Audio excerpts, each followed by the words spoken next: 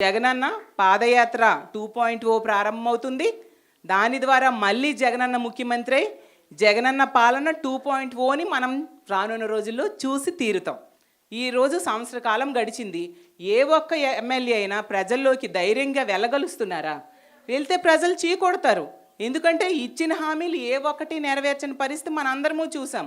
ప్రతి దానిలో కూడా మహిళలకే అవకాశాలు ఇచ్చిన పరిస్థితి మనం చూసాం. కాబట్టి మనం జగనన్నకి మళ్ళీ ముఖ్యమంత్రిగా చేసుకోవాల్సిన అవసరం మనందరి మీద ఉంది. ఈరోజు తీసుకుంటే మద్యం ఏరులై పారుతూ ఉండే పరిస్థితి, ఎక్కడ చూసినా బెల్ట్ షాట్స్, దానివల్ల మహిళల మీద అఘాయిత్యాలు విపరీతంగా పెరిగిపోతూ ఉండే పరిస్థితి. దాని మీద దృష్టి పెట్టట్లేదు. ఎంతసేపు కూడా రెడ్ బుక్ రాజ్యాంగం ఎలా అమలు చేయాలన్న దాని మీదే పోలీస్ వ్యవస్థను ఉపయోగిస్తున్నారు తప్ప మహిళల రక్షణ కోసం కానీ ప్రజల రక్షణ కోసం కానీ ఏ మాత్రం ఉపయోగించని పరిస్థితి. ఈరోజు మహిళలు స్కూల్కి వెళ్ళాలన్నా వెళ్ళేటప్పుడు కూడా వాళ్ళ మీద అఘాయిత్యాలు జరుగుతున్నాయి. కాలేజీలు